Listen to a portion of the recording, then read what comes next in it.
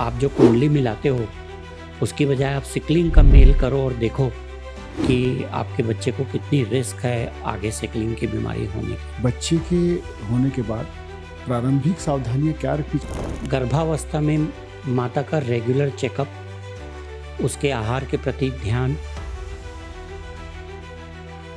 माँ को जो टीके लगना चाहिए वो टीके, और सुरक्षित जगह में उसका प्रसव। फिर जन्म के बाद बच्चे को केवल माँ का दूध मिलना चाहिए, चाहे वो नॉर्मल डिलीवरी हो चाहे सिजेरियन से बच्चा पैदा हुआ हो। जितना शीघ्र माँ का दूध मिलेगा वो बच्चों को प्रारंभिक संक्रमण से बहुत बचाती है। अगर माँ संक्रमित है तो उस स्थिति में बच्चे को दूध पिलाने से बच्चे को प्रभाव पड़ता है डॉक्टर साहब? जो बीमारियां हवा से फैलती हैं वो बीमारियां बच्चे की माँ से नज़दीकी के कारण फैलती हैं, दूध के कारण नहीं फैलती है। अच्छा। जब बच्चे को गंभीर निमोनिया होता है, ऑक्सीजन की कमी हो जाती है,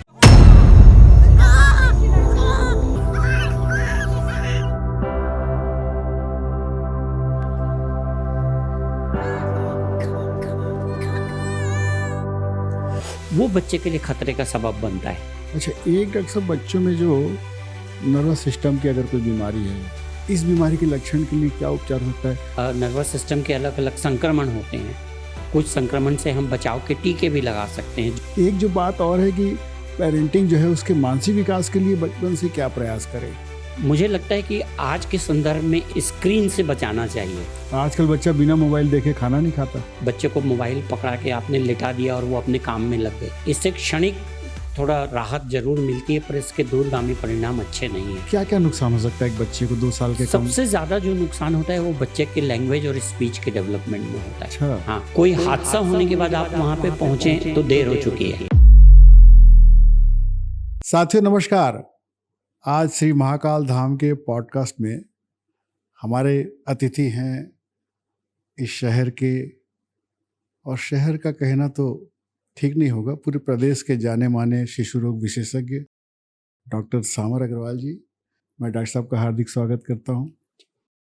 डॉक्टर सामर अग्रवाल 35 से 40 वर्षों से छत्तीसगढ़ में अपनी सेवाएं दे रहे हैं और बच्चों के माँ बाप के लिए और बच्चों के लिए बड़ी उम्मीद की किरण है वो। और उनका अनुभव, उनकी विशेषज्ञता ने छत्तीसगढ़ में काफ़ी लोगों को लाभ पहुंचाया है। बच्चों की जीवन रक्षा से लेकर उनके स्वास्थ्य, उनके विकास और गुड पेरेंटिंग पर उनका अच्छा अनुभव है। आज हम उनसे चर्चा करेंगे। तो डॉक्टर साहब, आप रायपुर से MBBS किए और यहीं आपकी पैदाइश है? जी, वैसे पैदाइश मेरी नज़दीक के गांव में है, सरायपाली में। छत्तीसगढ़ के ही हैं आप? हाँ जी, बिल्कुल जी। और MBBS की पढ़ाई यहाँ से हुई। उसके बाद PG करने के लिए मैं चंडीगढ़ चला गया। तो 1980 में मेरा MD हुआ। उसके बाद 3 साल मैंने वहाँ और काम किया और 1983 में मैं यहाँ रायपुर वापस आया। और सबसे पहले आपने यहीं अपनी प्रैक्टिस चालू बस की? यहीं से शुरू की है। और कहीं नहीं गए? 42 साल हो गए रायपुर में वापस। अपने प्रदेश से आपको प्यार था और आप उस समय, अब एक जो आपके सामने जो हमको अनुभव का खजाना मिलेगा वो ये है डॉक्टर साहब कि आज 40 साल से अधिक हो गए आपको प्रैक्टिस करते। तो छत्तीसगढ़ में ऐसी कौन सी चीज़ आपने कॉमन देखी जो माँ बाप की लापरवाही से, या माँ बाप ध्यान नहीं देते बच्चे के विकास के लिए या स्वास्थ्य के लिए? मैं लापरवाही तो नहीं कहूँगा उसे। कई बार जानकारी का अभाव होता है, समय का अभाव होता है, संसाधनों की कमी होती है। जी। मुझे लगता है कि ये एक सिंगल फैक्टर वाली चीज़ नहीं है, ये कॉम्बिनेशन ऑफ बहुत सारी चीज़ें होती हैं। तो कोई एक चीज़ पे ऐसे उंगली नहीं टिका सकते कि इस कारण से या उनकी लापरवाही है, यानी उनको दोष देना सही नहीं होगा, मैं समझता हूँ। लेकिन इतने लंबे समय के अनुभव से आप क्या बताना चाहेंगे कि कॉमन जो बच्चों को यहाँ तकलीफ है वो कौन सी ज़्यादा होती है? किस तरह की बीमारी से ज़्यादा परेशान रहते हैं बच्चे? ऐसे तो जो पूरे भारत में आमतौर पे बच्चों के जो 2-3 कॉमन संक्रमण हैं वो भी यहाँ हैं जी। जिसमें से प्रमुख है कि सांस के रास्ते का संक्रमण, पेट का संक्रमण जिससे उनको डायरिया, वॉमिटिंग होती है। जी। तीसरा जो छत्तीसगढ़ के लिए विशेष रूप से कॉमन है, और ये एक विदर्भ और छत्तीसगढ़ का पूरा बेल्ट है उड़ीसा का, जी। मध्य भारत में, जिसे हम सिकल बेल्ट कहते हैं। तो वो सिकल सेल की जो बीमारी है वो इस एरिया के लिए बहुत खास है। तो अगर आप पूछेंगे कि इस एरिया की प्रमुख बीमारियों में से, तो जो कॉमन पूरे देश में है, उसके अलावा एक सिकल सेल डिसीज है जो कि उभर के सामने आती है। जी हाँ। तो आपके इस लगातार प्रैक्टिस के दौरान ऐसा लगा कि सिकल सेल से बच्चे उबर गए हैं, उनको बीमारी से मुक्ति मिली है, क्या कहना चाहेंगे? नहीं जी, नहीं, अच्छा। बिल्कुल, यानी बहुत सरकार की ओर से बहुत सक्रिय प्रयास हो रहा है। गवर्नमेंट का जो मेडिकल कॉलेज है वहाँ पे एक बहुत विशेष सिकल सेल भी बनाया गया है। पर इस दिशा में बहुत काम होना अभी बाकी है। जी।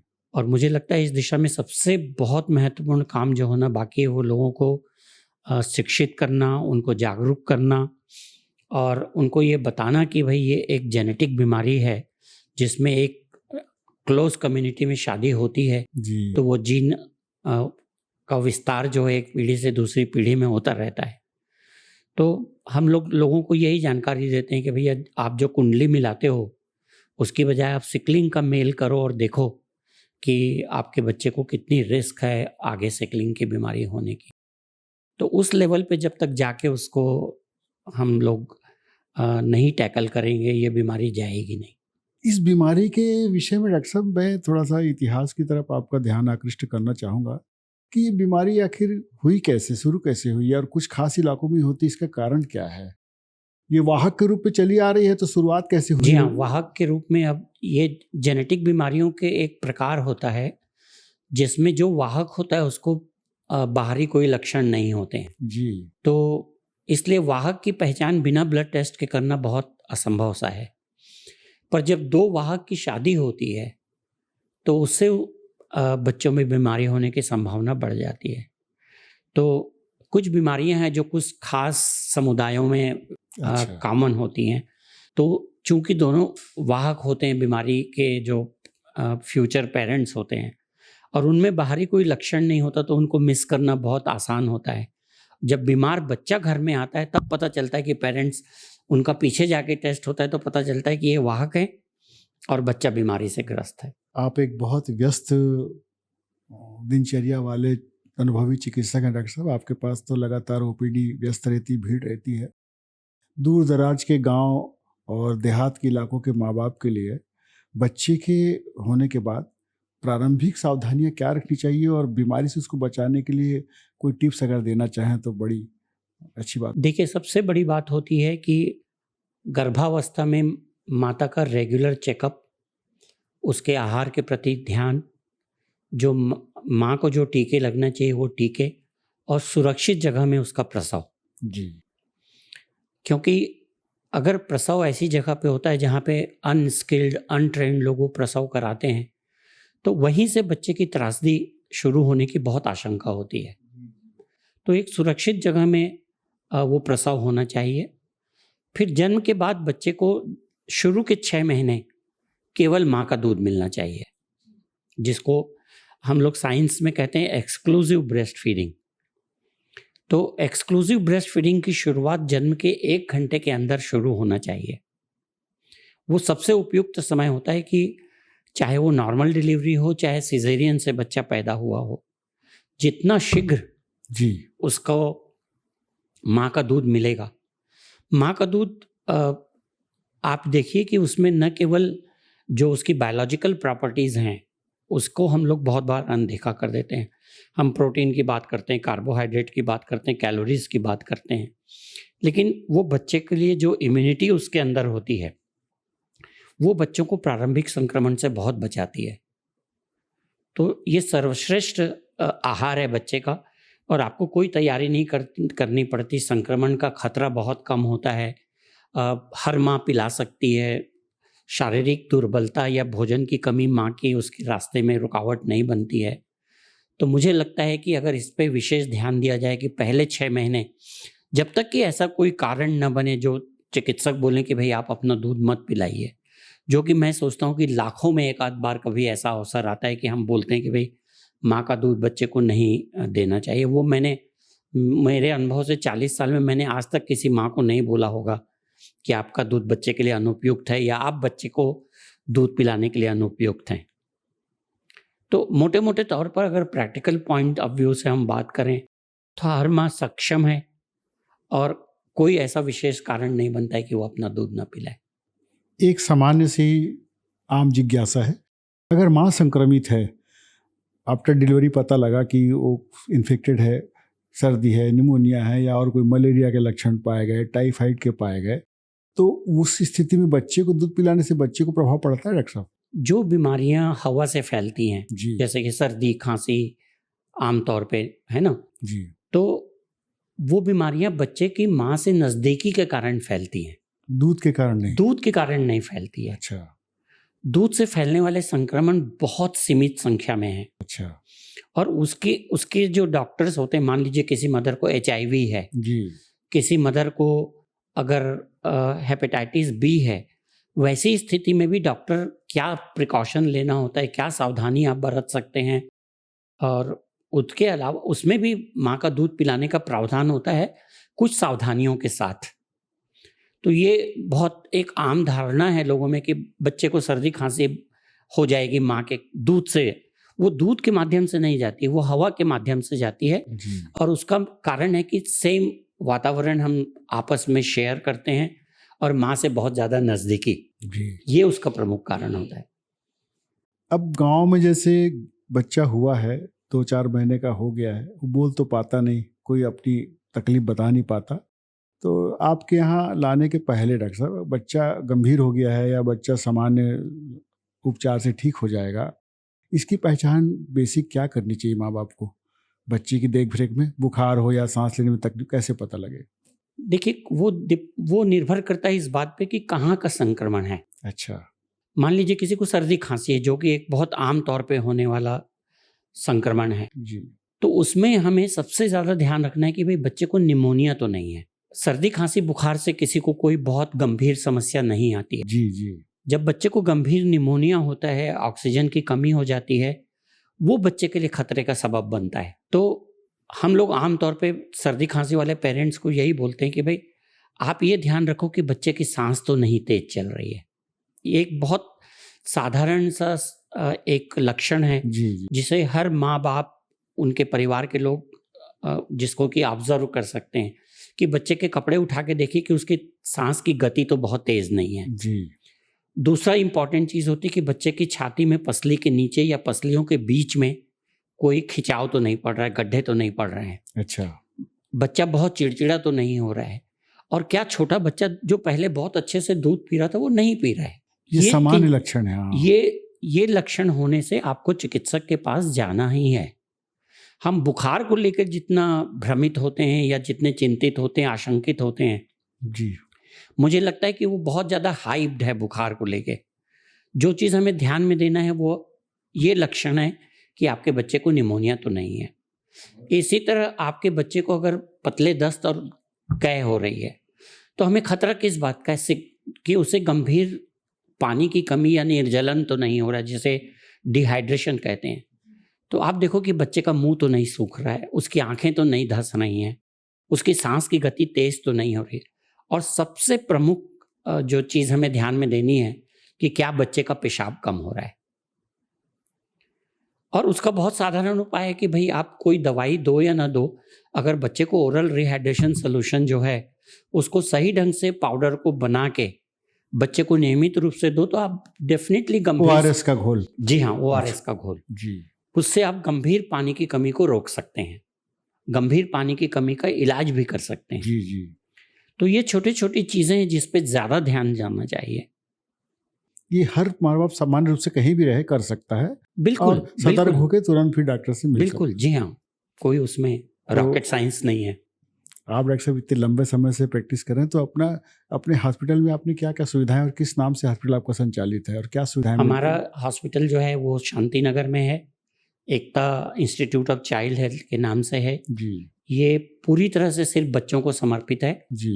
और पैदा हुए समय से पहले पैदा हुए बच्चों से लेके और 18 वर्ष की उम्र तक के सभी बच्चों के लिए हमारे पास लगभग 125 से 130 बिस्तर हैं, और जो भी आवश्यक उपकरण चाहिए उनके लिए वो सारे उपकरण वहाँ पे उपलब्ध हैं। सभी बीमारियों का इलाज हो जाता है आपके यहाँ? सभी बीमारियों का इलाज होता है। ICU भी है आपके यहाँ? ICU भी है, अच्छा।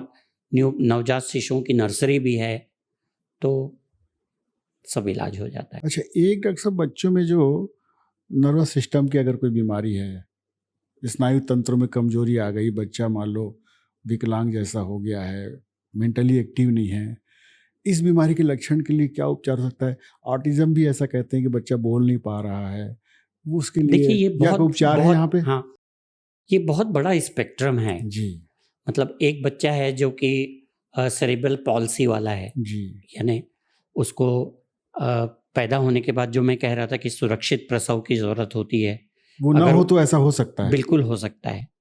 यानी बच्चे को पैदा होने के बाद उसकी श्वसन प्रक्रिया चालू होती है।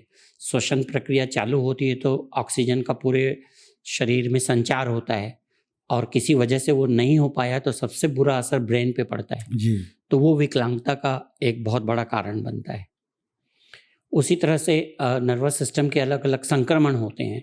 कुछ संक्रमण से हम बचाव के टीके भी लगा सकते हैं, जो मैंने ब्रेस्ट फीडिंग की बात की, जी तो उसी संदर्भ में हमें बच्चों के सारे टीके लगाने के ऊपर भी पुरजोर बच्चों को ध्यान देना चाहिए। बच्चों की बीमारी के लिए बहुत सारी बीमारियों से बचाव के टीके उपलब्ध हैं आज। आपने देखा होगा कि हमने स्मॉल पॉक्स को दुनिया से ख़त्म कर दिया। पोलियो विश्व के सिर्फ 2 देशों में बचा है, बाकी पूरी दुनिया के मानचित्र से वो ख़त्म हो गया। जी जी तो ये टीकाकरण का कमाल है। ऐसे बहुत सारी बीमारियां हैं। मैं ये नहीं कहूँगा कि हर बीमारी का टीका उपलब्ध है। हमारे पास बहुत सारी बीमारियों के टीके उपलब्ध हैं और वो बच्चों को लगाना चाहिए। तो उससे कई बार मस्तिष्क के संक्रमण रुकते हैं। कुछ संक्रमण होते हैं जिन्हें हम सावधानी से उनका रोक कर सकते हैं। कुछ संक्रमण हैं जिनसे हम रोकथाम नहीं कर सकते हैं। तो कुछ जैसे बच्चों को एंसेफ्लाइटिस होता है, जिसको मस्तिष्क ज्वर कहते हैं, सन्निपात भी कहा जाता है आम भाषा में। उससे संक्रमित होने वाले बच्चे को कुछ न कुछ उसका अवशेष रह जाता है। वो बच्चे को विकलांगता कर सकता है, वो बच्चे के इंटेलिजेंस को अफेक्ट कर सकता है, बच्चे के सुनने की प्रक्रिया को अफेक्ट कर सकता है, उसके देखने की प्रक्रिया को अफेक्ट कर सकता है। तो ये बहुत बड़ा स्पेक्ट्रम है। आपने ऑटिज्म की बात की, तो ऑटिज्म एक बहुत उभर के आ रही है बीमारी, जिसका कि हम ये कह सकते हैं कि वो बहुत आगे संख्या में बढ़ रहा है। तो जैसा कि आपने कहा कि हमें 6 महीने से लेकर 2 साल के बीच उसकी पहचान करनी चाहिए, और जैसा कि आपने बिल्कुल सही कहा कि बच्चा बोलता नहीं है, तो उसके भी बहुत विशेष लक्षण होते हैं कि बच्चे अपना नाम को रिस्पॉन्ड नहीं करते हैं। बच्चा अपनी ही धुन में मस्त रहता है, वो एक ही तरह का खेल खेलना पसंद करता है, वो माता पिता से आंख का संपर्क नहीं करता है। जी उसकी दुनिया, उसका दायरा बहुत सीमित होता है, वो उससे बाहर नहीं निकलना चाहता। उसका जो एक रूटीन बन जाता है, उसमें डिस्टर्ब होने से बच्चा बहुत विचलित हो जाता है। तो ये लक्षण को पहचान के उसके लिए फिर उसका बहुत स्ट्रक्चर्ड प्रोग्राम होता है कि आपको उसको विशेषज्ञों की सलाह लेनी पड़ती है, उसका किस तरह से उसकी थेरेपी होती है, उसकी स्पीच थेरेपी होती है। ये सारा एक बहुत प्रोटोकॉल उसका होता है जिसको कि फॉलो करना पड़ता है। अभी जैसा नवीनतम विज्ञान में कुछ जानकारियाँ आ रही हैं डॉक्टर साहब कि गर्भावस्था में ही 6-7 महीने का अगर बच्चा है गर्भ में, तो उसको अंदर से ही पता लग सकता है कि उसको क्या बीमारी है, वो बच्चा कैसा है। क्या ऐसा अपने यहाँ है सुविधा? क्या कहना चाहिए? नहीं, ये बहुत जनरलाइजेशन होगा। मैं कहूँगा कि 6 हफ्ते तक तो बच्चे कोई अंदर अगर कुछ समस्या है तो बहुत, बच्चा कितना बड़ा होता है 6 वीक के अंदर ना? 6-7 महीने की बात कर रहा था मैं। 6-7 महीना तो देरी हो गई। अच्छा। हाँ, गर्भावस्था में 20 से 22 हफ्ता वो समय होता है जब आपको बहुत सारे विकार का पता चल जाता है। बच्चा अंदर में किस बीमारी से तकलीफ पाएगा? हाँ, वो जेनेटिक बीमारियां पकड़ सकता है, वो हार्ट की बीमारियां पकड़ सकता है, वो बोन से रिलेटेड बीमारियां पकड़ सकता है, बहुत सारी चीजें हैं। ये तो लक्षण हो गया। हाँ, क्या उपचार संभव है? उपचार बहुत सीमित संभव है। गर्भावस्था के दौरान उपचार नहीं हो सकता? उपचार नहीं हो सकता होने के बाद ही। व्यवहारिक बात यह है कि आज की तारीख में गर्भावस्था के दौरान बहुत सीमित बीमारियां हैं जिनका कि बहुत एडवांस सेंटर में संभव है। अच्छा। हाँ। और जैसे डॉक्टर साहब आप जैसे अपनी प्रैक्टिस के दौरान देखते होंगे कि 6-7 महीने के बाद बच्चे का जो विकास है कैसा हो रहा है, ये सब आप पता लगा भी लेते हैं। होने के बाद तुरंत बाद बच्चे को वैक्सीनेशन के जो प्रोटोकॉल है उसका पालन करना चाहिए, संक्रमित नहीं होना चाहिए। एक जो बात और है कि पेरेंटिंग जो है उसके मानसिक विकास के लिए बचपन से क्या प्रयास करे, बच्चे का अच्छा स्वस्थ मस्तिष्क हो। मुझे लगता है कि आज के संदर्भ में एक चीज़ जो मैं बोलना चाहूँगा कि उसको स्क्रीन से बचाना चाहिए। क्या बात है कि सोशल मीडिया और स्क्रीन। हाँ, जो पूरे विश्व के जो शिशु रोगों के संगठन हैं जी, उनकी ये अनुशंसा है कि 2 साल के कम के बच्चे का स्क्रीन टाइम 0 होना चाहिए। आजकल बच्चा बिना मोबाइल देखे खाना नहीं खाता। वो बहुत गलत है, वो बहुत गलत है। पालकों को बहुत अतिरिक्त इस दिशा में मेहनत करनी पड़ेगी, क्योंकि ये एक सुविधाजनक विकल्प उनको दिखता है कि भाई बच्चे को मोबाइल पकड़ा के आपने लिटा दिया और वो अपने काम में लग गई। तो इससे क्षणिक थोड़ा राहत जरूर मिलती है, पर इसके दूरगामी परिणाम अच्छे नहीं है। क्या क्या नुकसान हो सकता है एक बच्चे को 2 साल के कम? सबसे ज्यादा जो नुकसान होता है वो बच्चे के लैंग्वेज और स्पीच के डेवलपमेंट में होता है। अच्छा। हाँ, क्योंकि आप देखेंगे कि ये एक संवाद है। बच्चे की भाषा और उसकी बोलने की जो प्रक्रिया है उसका विकास जो है वो डबल वे ट्रैफिक है जी। मोबाइल से जो आप दिखाते हैं वन वे वो है। वन वे ट्रैफिक है। जब तक पालक और बच्चे के बीच इंटरेक्शन नहीं होगा तब तक वो संवाद स्थापित नहीं होगा, तब तक लैंग्वेज का डेवलपमेंट नहीं बहुत होगा। अच्छी बात कही आपने। हम्म। तो 2 साल तो स्क्रीन से दूर रखना चाहिए। 2 साल तो 0 होना चाहिए। जी। और उसके बाद भी जैसा हम लोग अभी बात कर रहे हैं, खाते समय कोई मोबाइल नहीं होना चाहिए, जो कि बहुत कठिन है, बहुत कठिन। और इसका विस्तार भी आगे मैं आपको बताना चाहूँगा कि जी। पूरे विश्व में ये हमारी कल्पना में शायद नहीं होगा कि मोटापा जो बढ़ रहा है उसका भी बहुत बड़ा कारण है कि ये सोशल मीडिया और स्क्रीन टाइम है। भारत जैसे देश में जहां हम लोग जब पढ़ते थे तो कुपोषण की एक दूसरी सीमा से हम जूझ रहे थे। जी। अब हम उसके स्पेक्ट्रम की दूसरी सीमा से जूझ रहे हैं, जहां की 16 से 18% बच्चे मोटे हो रहे हैं।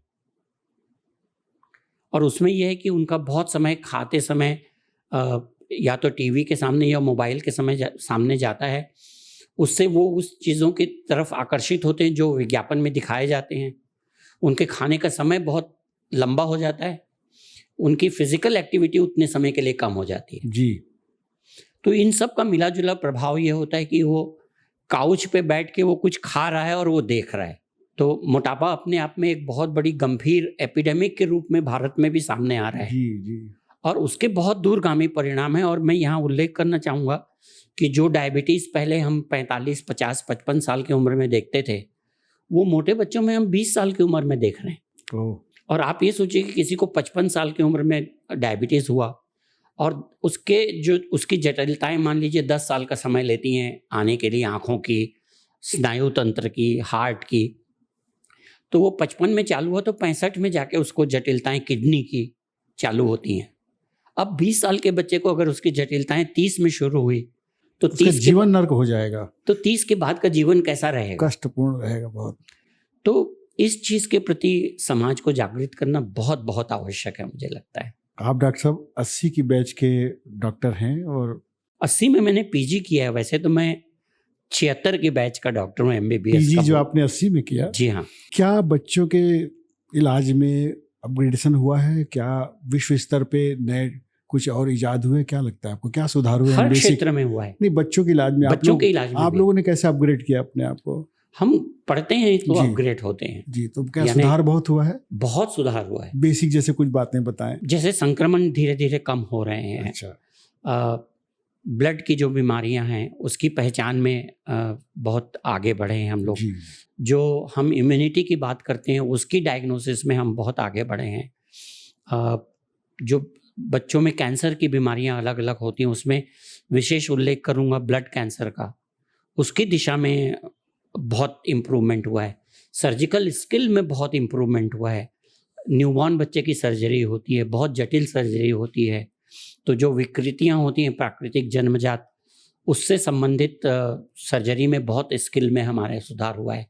बहुत जटिल गंभीर हार्ट की जो बीमारियां पैदाइशी होती हैं उसके इलाज में तो मैं कहूँगा कि बहुत विशेष रूप से हम लोग आगे बढ़े हैं। तो सुधार तो सब तरफ हुआ है और बहुत वैज्ञानिक उपलब्धियां भी हैं। और ऐसा क्या आपको ऐसी कमी महसूस होती है डॉक्टर साहब कि जैसे वर्ल्ड लेवल पे सारे डॉक्टर जो इलाज कर रहे हैं दुनिया के बाकी देशों में, विकसित देशों में, तो इलाज में आपको क्या कठिनाई महसूस होती है कि यहाँ ऐसी कौन सी चीज़ है जो आप लोग को नहीं मिल पाती और आप बेहतर इलाज नहीं कर पाते, या बराबर हो गई है विश्व स्तर पे सबके इलाज की प्रक्रिया? नहीं, देखो, संसाधनों की कमी एक बहुत बड़ा बिल्डिंग मैं कहूँगा कि ब्लॉक है जी। आप कहीं भी रहें, छोटी जगह पे रहें, बड़ी जगह पे रहें, जो सुविधा जिसमें अस्पताल को भी खर्च लगता है और जिस सुविधा के लिए पालकों को भी अपनी जेब से पैसे खर्च करने पड़ते हैं जी, वो बहुत बड़ा ब्लॉक है हमारे देश में। बहुत बड़ा ब्लॉक है हमारे देश में। यानी इलाज लोग कहते हैं कि महंगा हो गया है, लेकिन उसके पीछे की जो पूरी व्याख्या है, जो कारण है, उसके विस्तार में लोग नहीं जाते। मैं नहीं जाना चाहूँगा यहाँ, लेकिन वो बहुत बड़ा ब्लॉक है। तो क्या लगता है ऐसी कौन सी शासन स्तर पे हो या सामाजिक संस्थाओं के स्तर पे हो या आप लोग के स्तर पे हो, बेसिक उन्नति, बुनियादी उन्नति जो हो बच्चों के इलाज के लिए, क्या बेसिक अभी ज़रूरत है इसकी? जैसे हमारे मैं ये कहूँगा कि हमारे मेडिकल कॉलेज का, हमारे एम्स का जो अपग्रेडेशन हुआ है जी। वो एक मील का पत्थर है हमारे स्वास्थ्य के लिए। अच्छा। ये बहुत आसान होता है कि सरकार कुछ नहीं कर रही है, कुछ भी नहीं बदला है, ये गलत स्वीपिंग स्टेटमेंट है। मैं कहूँगा बहुत कुछ हुआ है जी। और इतनी जनसंख्या है, लोग इतनी मात्रा में बीमार पड़ते हैं, तो जितने भी संसाधन हैं वो कम पड़ जाते हैं। तो कोई स्वास्थ्य बीमा की कोई एक योजना होनी चाहिए जो विदेशों में है, जिसमें आदमी अपनी जेब से उसका प्रीमियम भरता है और आवश्यकता पड़ने पर उसको उसका इलाज लगभग फ्री मिल जाता है। जैसे आज यूके की हेल्थ सर्विसेज है, नेशनल हेल्थ सर्विसेज, वहाँ पे उनको अपनी जेब से एक भी पैसा खर्चा नहीं करना पड़ता। हाँ, यही बात मैं जानना चाह रहा था जी। तो उससे हम बहुत दूर हैं। जो सरकार, मेडिकल कवर जरूरी है, बहुत जरूरी है, फाइनेंशियली बिल्कुल, वो कम है हमारे यहाँ, बहुत कम है, नगण्य है। और जैसे आपकी अत्याधुनिक संसाधनों से लैस आपका इंस्टीट्यूट हॉस्पिटल है, तो बाकी प्रदेश में आपको क्या लगता है, ऐसी हॉस्पिटल्स कम हैं कि ज़्यादा हैं, कैसे बढ़ रहे हैं, और बहुत बढ़ रहे हैं। आउटर में क्या लाभ मिल रहा है लोगों को? देखो, हर चीज़ हर जगह पे, छोटी जगह पे उपलब्ध कराना बहुत कठिन है जी। लेकिन मैं व्यक्तिगत अनुभव से जानता हूँ कि जैसे बसना में भी इस तरह की सुविधाएं मेरे ही परिवार के सदस्य ने उपलब्ध कराई हैं, जहाँ पे मल्टी स्पेशलिटी हॉस्पिटल उन्होंने 100 बिस्तर का बनाया है, जो कि रायपुर के किसी भी अस्पताल से कम नहीं है। बसना में? जी हाँ। क्या नाम से है वो? अग्रवाल नर्सिंग होम के नाम। अच्छा। हाँ जी। उधर के एरिया पूरा कवर होता है? पूरा कवर होता है। तो अगर लोगों में डेडिकेशन हो, समर्पण हो, लोग करने को तैयार हो, तो छोटी जगह पे उपलब्ध नहीं कराया जा सकता, ऐसा नहीं है। विस्तार हो रहा है? विस्तार बहुत हो रहा है, बहुत ज़्यादा हो रहा है। और एक जिज्ञासा थी डॉक्टर साहब आपसे मेरी, कि न्यूट्रिशन वैल्यू की बात करते हैं, पौष्टिक, बच्चों को पौष्टिक आहार नहीं मिल पाता, बच्चे कुरकुरे मुरमुरे खा खा के अपना बचपन बिताते हैं गांव देहात के, तो उन बच्चों के माँ बाप के लिए आप क्या कहना चाहेंगे कि उसके स्वास्थ्य के लिए बेसिक जो पौष्टिक भोजन है क्या घर में उपलब्ध कराया जा सकता है कम बजट में? ये भी बहुत बड़ा मिथ है कि जो पौष्टिक आहार है वो घर से बाहर बाजार में मिलता है। जी। इस मिथ को हमें कहीं ना कहीं तोड़ना पड़ेगा। जी।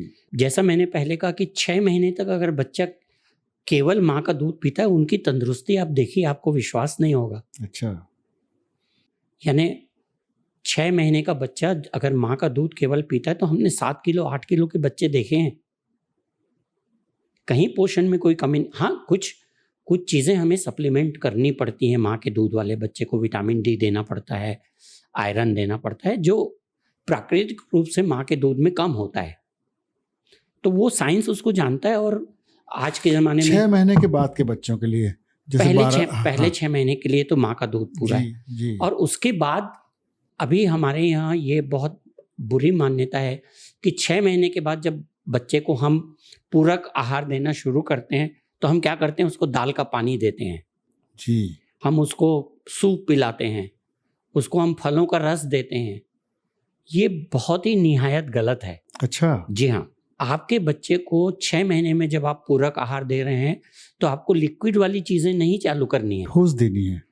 जैसा भी, यानी एकदम ठोस नहीं खा सकेगा तो उसको खिलाना शुरू करना एक बहुत ही निहायत आवश्यक कदम है। लोगों को ये गलत मान्यता है कि बच्चे की पाचक शक्ति है वो बड़ों से बहुत भिन्न है। आप बच्चे को पहले दिन से दूध पिला रहे हैं, उसमें कितना फैट होता है, बच्चा उस फैट को डाइजेस्ट कर रहा है कि नहीं, वो उसके शरीर को लगता है कि नहीं। तो ये सोच में बदलाव करना है कि आपके किचन में, आपके रसोई घर में ही वो चीज़ें उपलब्ध हैं, वो आपको बच्चे को देना शुरू करना है और उससे ही बच्चे को पोषण मिलता है। आपका अनाज, आपकी दालें, फल, लोगों को केला खिलाने से बहुत परहेज है इस छत्तीसगढ़ में। खास करके मैंने देखा है कि पता नहीं किस कारण से केले को सर्दी के साथ जोड़ दिया गया है, खांसी के साथ जोड़ दिया गया है।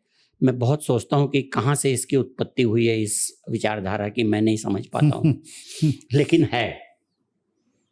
केला खिलाना चाहिए, बिल्कुल खिलाना चाहिए। अच्छा, एक जो डायबिटीज़ के लिए कारण मान रहे हैं डॉक्टर्स, और जो कहते रहते हैं कि कार्बोहाइड्रेट का उपयोग हमारे यहाँ ज़्यादा होता है, बचपन से लेके हम वयस्क होते तक खूब चावल दाल रोटी, तो इसमें बच्चों को क्या सलाह देना चाहेंगे कि कार्बोहाइड्रेट का कैसे उसकी गुणवत्ता हो? क्योंकि ढेर सारा भात और दाल हम बच्चों को खिला देते हैं, नहीं देखिए, तभी सोचते हैं कि उसका पेट भरेगा।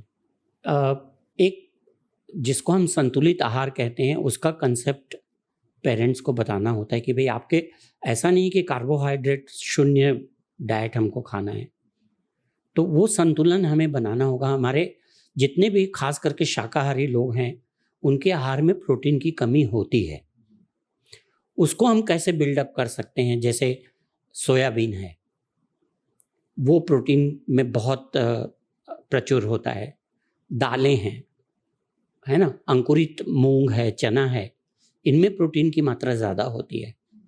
जो लोग एग खा सकते हैं उनको ज़रूर एग का सेवन करना चाहिए। वो मैं समझता हूँ कि एक स्टैंडर्ड मानक है एग का, जो प्रोटीन है बायोलॉजिकली, उसी से ही सारे प्रोटीन की और तुलना होती है। तो जो लोग खा सकते हैं, जिनको किसी तरह से कोई धार्मिक या व्यक्तिगत कोई परहेज नहीं है या कोई कारण नहीं है, उनको छोड़ के हर किसी को एग खाना चाहिए। अगर एग ना खाओ तो सोयाबीन खाए, हाँ, सोयाबीन दालें है, खाए। हाँ, और सोयाबीन से टोफू बनता है जो कि बिल्कुल पनीर की तरह होता है जी, वो खाएं। बच्चे थोड़े बड़े हो जाते हैं, 4 साल के 5 साल के, जो नट्स खा सकते हैं। मूंगफली उनके लिए बहुत अच्छा प्रोटीन का सोर्स है।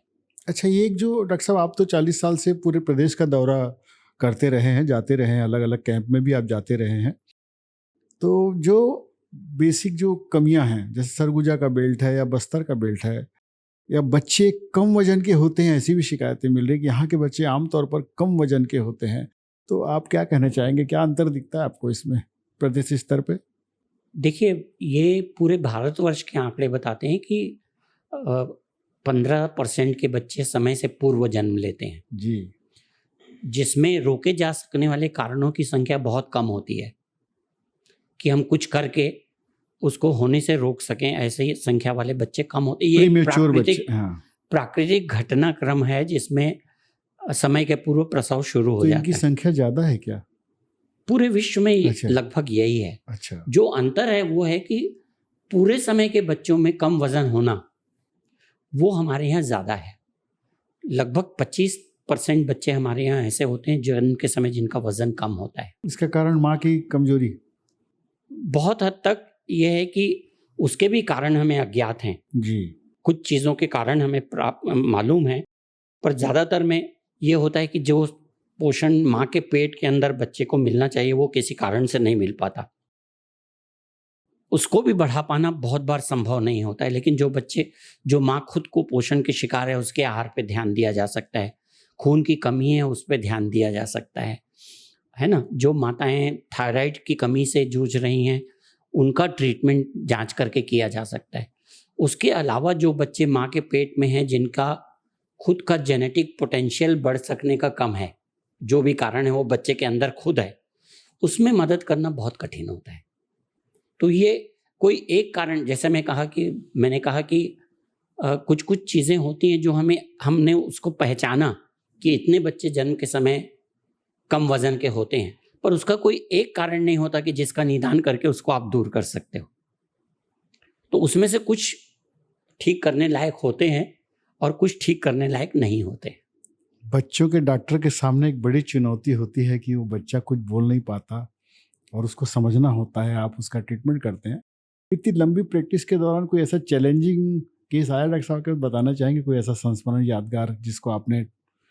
मुझे लगता है कि ये मंच बहुत रेयर केसेस के बारे में बात करने का, या जो आमतौर पे नहीं होते हैं उन केसेस के बारे में बात करके हम लोगों के मन में और दुविधा पैदा करते हैं कि भाई वो रेयर केस के बारे में सोचने लगते हैं।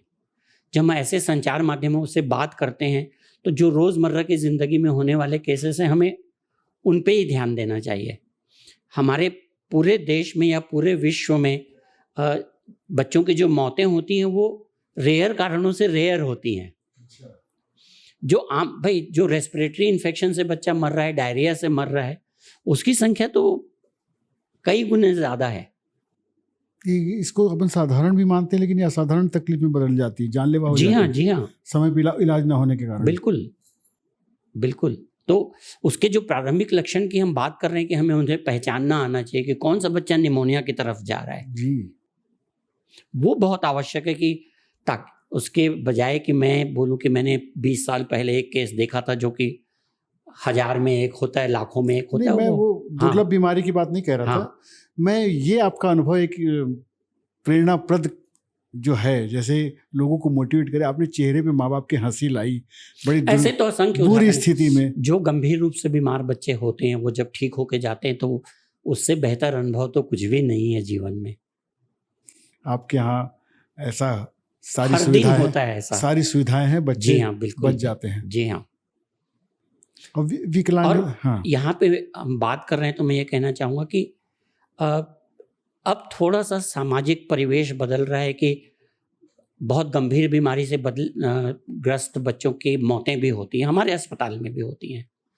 उस समय पालकों को और उनके आसपास के जो लोग हैं उनको ये बात बहुत अच्छे से समझना चाहिए कि जो भी गंभीर बच्चे की मौत हो रही है वो डॉक्टर की गलती से नहीं हो रही है। अब परिवेश बदल रहा है, लोग आक्रामक हो रहे हैं, डॉक्टरों के ऊपर आक्रमण हो रहे हैं। ये बहुत दुखद है, ये बहुत दुखद है और ये नहीं होना चाहिए। एक जो अभी सरकारी तौर पे जो एक उपभोक्ता का वाद लगा है डॉक्टरों के ऊपर, उसको क्या कहना चाहेंगे? वही पेरेंट्स और डॉक्टर के बीच एक आत्मीय संबंध होता था, लेकिन अब एक ग्राहक और दुकानदार जैसा संबंध हो गया। वही जो आप कह रहे हैं कि बार बार ये दबाव पड़ देखिए, रहा है, आप लोग क्या सोचते हैं इस बारे में? मैं व्यक्तिगत तौर पे ये सोचता हूँ कि किसी को भी उच्छृंखल होने का मौका नहीं मिलना चाहिए कि मेरे ऊपर कोई अंकुश नहीं है। जी, चाहे मैं कोई भी विधा में या विधि में काम कर रहा हूँ, तो मेरे ऊपर जो उस देश का कानून है और जो उसकी सीमाएं, जो हद मेरी निर्धारित करती है, उसके बाहर जाके मुझे इलाज नहीं करना है ना। तो एक अंकुश जरूरी है, लेकिन उसका दुरुपयोग नहीं होना चाहिए। उससे डरा के धमका के डॉक्टर को गलत करने के लिए भी उकसाना नहीं चाहिए। तो वो अपनी जगह सही है। वो कानून क्या अपेक्षा करता है कि जो एक स्थापित विधि है एक विशेष बीमारी का इलाज करने की, मैं उस सीमाओं में रह के उसका इलाज कर रहा हूँ, मैंने उसका उल्लंघन नहीं किया है। वो उस फोरम की भी यही मांग है। तो अपने आप में वो गलत नहीं है, पर जैसा होता है आमतौर पे उसको गलत ट्विस्ट दे के गलत उपयोग होता है तो फिर वो दुखद होता है। अभी बातों में आपने बताया कि HIV हो या और कोई संक्रमित है माता, ब्लड कैंसर भी मान लो हो गया डॉक्टर साहब, उसको असाध्य कोई रोग हो गया माँ को, ऐसा लाइलाज रोग और संक्रमित हो गई और उसकी गर्भावस्था के दौरान हो गई, तो क्या बच्चे पे उसका असर पड़ता है? HIV के जो फैलने के तरीके हैं उसमें से माँ से बच्चे को होना एक बहुत आम तरीका हो सकता है, हो सकता है, पर उसका बहुत अच्छा इलाज अवेलेबल है कि माँ को गर्भावस्था के आखिरी के दिनों में और बच्चे को पैदा होने के बाद कुछ समय तक HIV का इलाज करके उससे बहुत कुछ उबरा जा सकता है। सिकल सेल का तो आपने बताया ही है। ब्लड कैंसर का, जैसे ब्लड कैंसर से बच्चे को ब्लड कैंसर नहीं होता है, तो वो एक अलग चीज़ है। और पेरेंटिंग के लिए आप जो बहुत अच्छा बताया आपने कि स्क्रीन टाइम से तो बचाना ही चाहिए। और बच्चे को अच्छा संस्कार मिले, बच्चा एक स्वस्थ हो नागरिक, सब सभ्य नागरिक बने, क्या माँ बाप को आप संदेश देना चाहेंगे? बच्चे को माँ बाप उपलब्ध होने चाहिए। जब बच्चे को आवश्यकता पड़े तब उसको ये नहीं लगना चाहिए कि मेरी बात सुनने के लिए कोई नहीं है। जी। कोई हादसा होने के बाद आप वहाँ पे पहुँचे तो देर हो चुकी है। आपको ये संकेत मिलना चाहिए कि मेरा बच्चा स्पष्ट या अस्पष्ट रूप से ये एक्सप्रेस कर रहा है कि उसको बच्चा स्ट्रेस में है, उसको माँ बाप की ज़रूरत है। तो माँ बाप और बच्चे के बीच संवाद बहुत ज़रूरी है। उसकी आवश्यकता को माँ बाप को पहचानना बहुत ज़रूरी है। अनावश्यक रूप से बहुत ज़्यादा डिसिप्लिन करना भी गलत है, डिसिप्लिन नहीं करना भी उतना ही गलत है। तो पेरेंटिंग एक, जैसे कि अब पेरेंटिंग के मायने बदले हैं, उसके दायरे बदले हैं, अब इतनी सूचना उपलब्ध है, इतना साहित्य उसके लिए उपलब्ध है। हम लोग जब पेरेंट बने तो हम लोग स्वाभाविक पेरेंट थे जी। सहजता से हमने सीख लिया। जो हमने किया वो गलत किया या सही किया मैं नहीं जानता हूँ, पर भगवान की दया से बच्चे बहुत अच्छे निकले और बहुत आगे बढ़े। तो एक उसका सहज कंपोनेंट भी होता है और एक सीखने वाला भी कंपोनेंट होता है। तो पेरेंटिंग सीखने में कोई किसी तरह का हमें गुरेज नहीं होना चाहिए।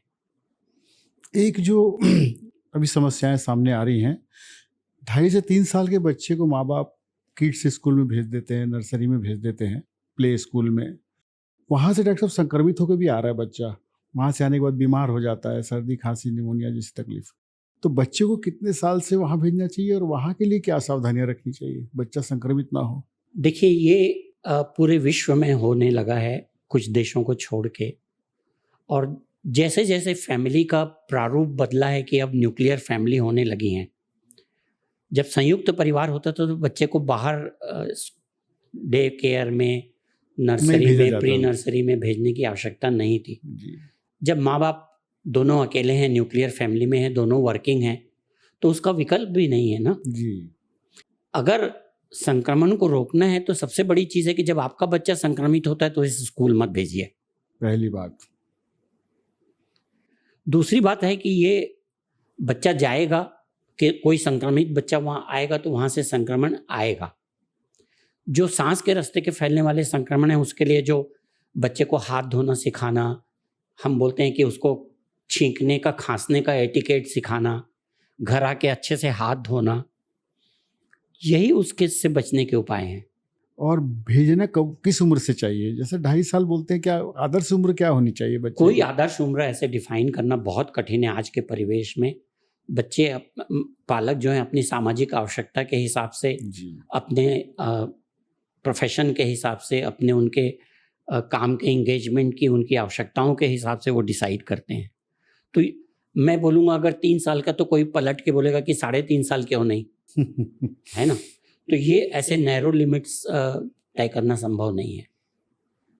लेकिन आप एक बहुत अच्छी बात अभी कह रहे थे कि 2 साल तक तो उसको स्क्रीन टाइम से दूर रखें। बिल्कुल बिल्कुल। उसको पढ़ाने की उम्र कौन सी हो सकती है? जैसे पहले हमारे ज़माने में डॉक्टर साहब 5 साल के बाद ही बच्चे स्कूल जाते थे, आज 3 साल से पढ़ रहे हैं, तो इसकी कोई सीमा आदर्श होनी चाहिए? ऐसा कुछ नहीं, मैं नहीं जानता हूँ कि इसकी कोई आदर्श सीमा के बारे में मैं बता सकता हूँ। जब हम लोग स्कूल में गए तो हम 6 साल में पहली बार गए जी।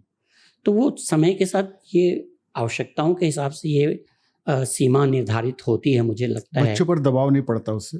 क्या कहना चाहिए? बच्चों पे दबाव नहीं डालना चाहिए। मैं ये कहता हूँ कि मैं इस बात के खिलाफ हूँ कि व्यक्तिगत राय है मेरी ये कि 6 से 8 घंटा जो बच्चा स्कूल में लगा के आ रहा है उसको आप फिर 1 घंटे के लिए फिर शाम को खेलने के समय ट्यूशन भेज दे रहे हैं। ये गलत है। और फिर हम कहते हैं कि उसके पास शारीरिक गतिविधि के लिए समय नहीं है।